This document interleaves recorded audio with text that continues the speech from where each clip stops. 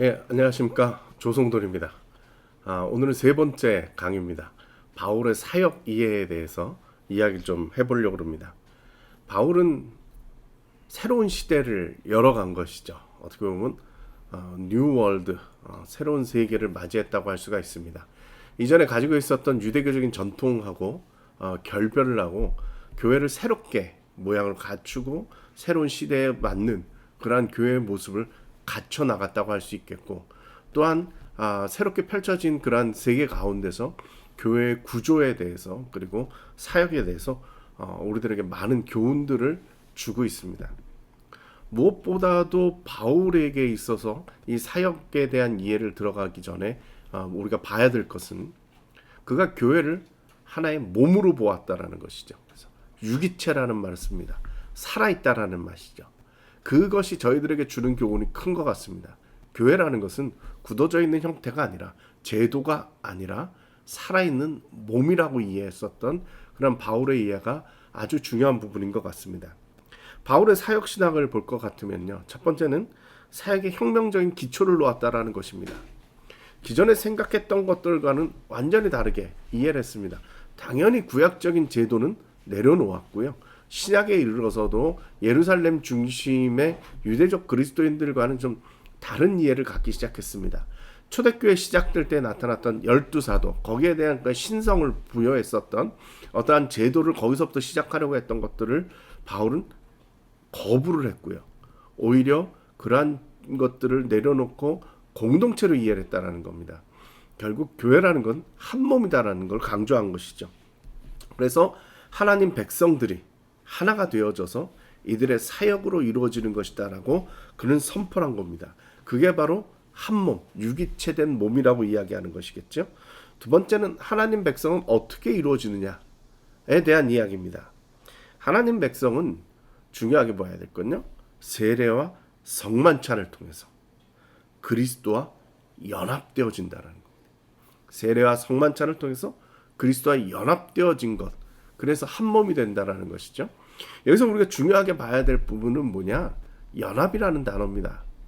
연합이라는 단어 우리가 잘 이해를 못할 것 같은데요, 우리가 사도신경 고백하고 있습니다. 사도신경 고백하실 때 나오는 교회에 대한 이야기가 뭘까요? 성도의 교제입니다.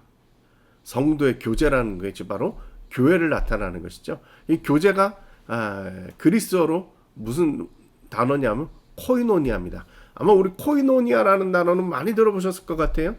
코이노니아라는 단어를 주로 우리가 뭐라고 번역했냐? 교제라고 번역을 했습니다. 그래서 우리가 보통 코이노니아 그러면 좀 오락 시간을 갖는다든가 아니면 공동체 훈련한다든가 뭔가 나눈다든가 뭐 이렇게 즐거운 시간으로 주로 교제라는 개념으로만 이해를 하고 있는데, 이 코이노니아는 바울 신학에 있어서 아주 중요한 개념입니다. 다른 말로 하면 연합한다라는 뜻이 있습니다. 좀 더 나아가면 공동체라는 뜻을 가지고 있습니다. 이 코이노니아라는 단어를 언제 쓰느냐? 빌립보서에 보면 바울이 그런 말씀입니다. 내가 그리스도의 고난에 참여함이 된다라는 말을 쓰고 있는데, 그 참여라는 단어가 바로 코이노니아입니다. 참여한다고 했을 때 우리가 좀 이해가 안 되죠. 바울이 어떻게 그리스도의 고난에 참여합니까? 그리스도를 본 적도 없는 것 같은데요. 이게 바로 신비함이다, 이렇게 이야기할 수 있겠죠. 우리가 신비라는 말 잘 안 씁니다. 개신교에서 카톨릭의 그런 좀 반대되는 개념으로 이해를 하기 때문에 그런데요, 이걸 뭐 비밀이다 막 이래가지고 상당히 복잡하게 우리가 이해를 하는데, 시크릿이 아니라 미스테리죠. 인간이 이해할 수 없는 방법으로 인해서 바울이 그리스도의 고난에 코이노니아 된다, 연합되어진다라는 뜻입니다. 이 말 뜻이 나오는 게 어딘가 하면 바로 성만찬입니다. 성만찬을 라틴어로 커미니오라고 이야기하는데, 커미니오의 그리스어 원어가 뭐냐면 코이노니아입니다. 연합되어진다라는 것이거든요. 성만찬이라는 건 뭐냐? 내가 그리스도의 살과 피를 먹고 마심으로 말미암아 내가 그리스도와 하나가 되어진다, 연합되어진다, 코이노니아 된다라는 뜻이고요. 그리스도의 살과 피를 함께 먹고 나는 우리 형제 자매들도 하나가 되어진, 코이노니아가 되어진다, 연합되어진다, 그런 뜻입니다. 결국 세례라고 하는 그리스도의 몸 안으로 들어가는 일과 그리고 그것을 매번 기억하고자 하는 성만찬을 통해서 우리는 그리스도와 연합되어질 뿐만 아니라 우리에게 주어진 형제 자매들과 함께 연합되어진다라는 것이죠.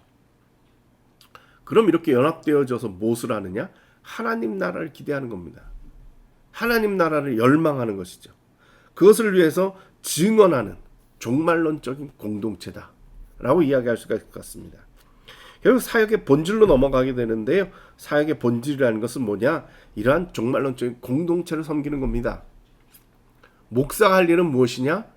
교회가, 이 공동체가 하나님 나라를 위해서 이 세상을 섬기도록 만드는 그 구원의 역사를 증언해 나가는 일을 감당할 수 있도록 우리가 돕는 것이다. 공동체가 그 일을 감당할 수 있도록 하는 것이다. 이렇게 볼 수가 있겠죠. 이러한 사역 공동체의 특성이 있습니다. 바울이 이야기할 때, 제가 볼 때는 나눠서 이야기할 때 사역 공동체와 은사 공동체로 볼 수가 있습니다. 사역 공동체에 대한 말씀은 고린도전서 12장 12절에 있습니다. 몸은 하나인데 많은 지체가 있고 몸에 지체가 많으나 한 몸인가 같이 그리스도도 그러하니라. 아멘. 우리가 보통 이 이야기할 때 한 몸의 강조가 있습니다. 지체가 여럿이지만 뭐 손도 있고 발도 있고 지체가 여럿이지만 결국 한 몸이다. 우리가 이렇게 하나 되어져야 된다. 이런 이야기를 하고 있는데, 제가 어떤 책을 읽다가 상당히 도전을 받은 게 있는데 그 책에서 이런 얘기를 하더라고요. 이 구절에서 정말 중요한 건 뭐냐? 마지막에 나오는 그리스도도 그러하니라 하는 그 말입니다. 결국 무슨 얘기냐? 교회라는 것은 무엇이냐? 그리스도라는 말입니다. 교회는 그리스도에 의해서, 그리스도를 위해서, 그리스도를 향해서 뭐 그런 수식어로 이해되는 것이 아니라 곧바로 그 몸이라고 이야기하는 것이죠. 교회는 그리스도의 몸입니다. 결국 우리가 그 몸의 지체라는 것은 무엇이냐? 내가 그리스도라는 것입니다. 교회 자체가 그리스도일 뿐만이 아니라 그 교회에 속한 우리 모두가 다 그리스도라는 사실이죠. 그럼 여기서 중요한 사실이 있어요. 그 몸이 돼서 내가 그리스도가 되어서 무엇을 해야 되느냐?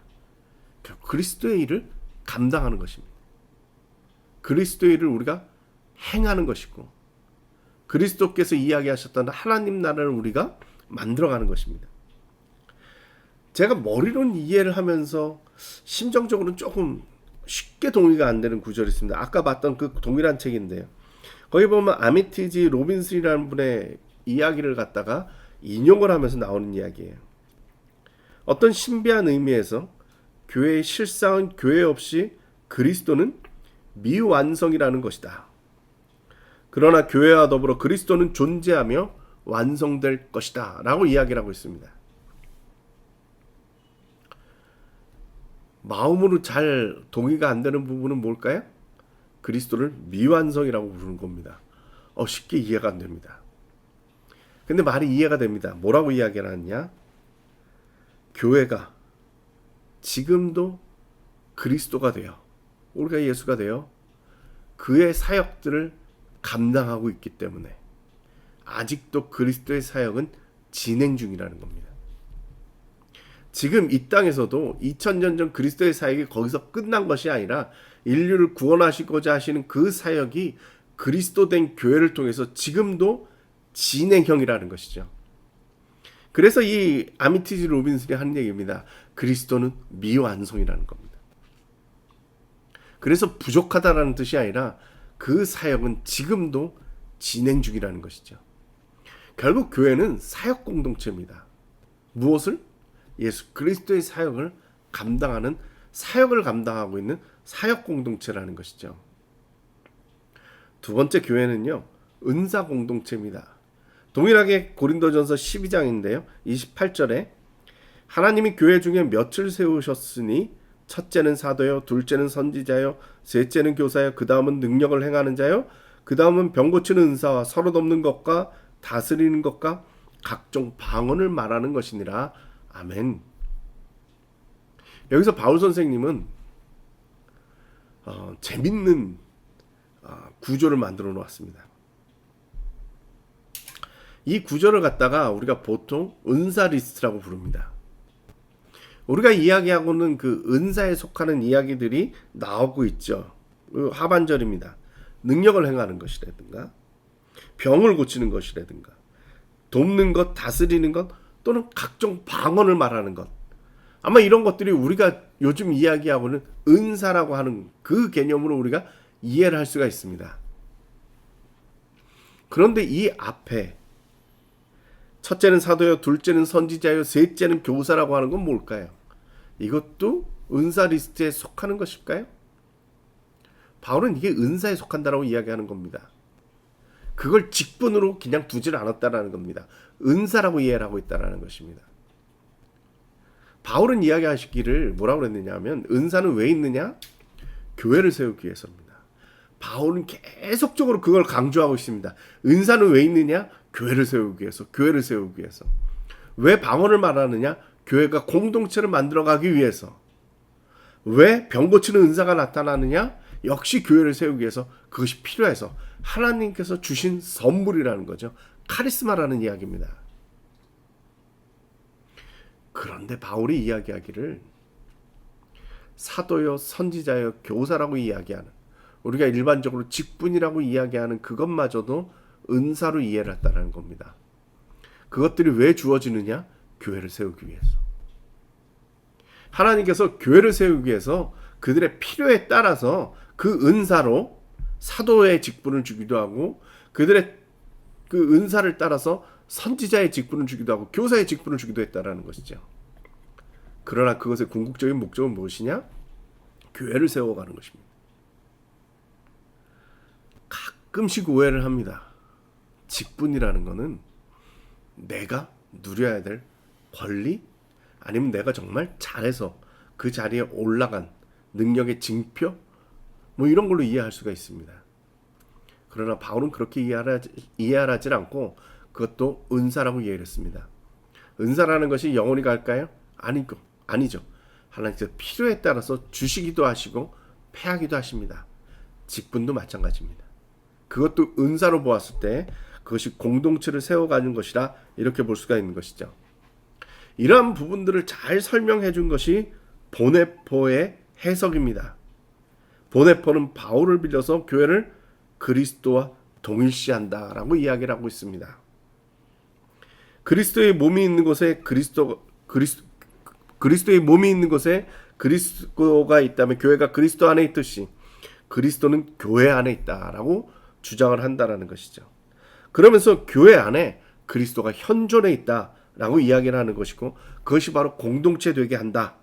그래서 공동체로서 존재하는 그리스도가 바로 교회라고 설명을 하고 있는 것이죠. 바울 선생님을 아주 잘 설명해 준 구절이라고 저는 생각을 합니다. 보네포의 말처럼 우리가 그리스도라고 한다면, 교회가 그리스도라고 표현을 한다면 우리의 사역 역시 하나님 나라를 지향했던 그리스도의 사역에 가 있어야 되는 줄로 믿습니다. 예, 여기까지 하도록 하겠습니다. 감사합니다.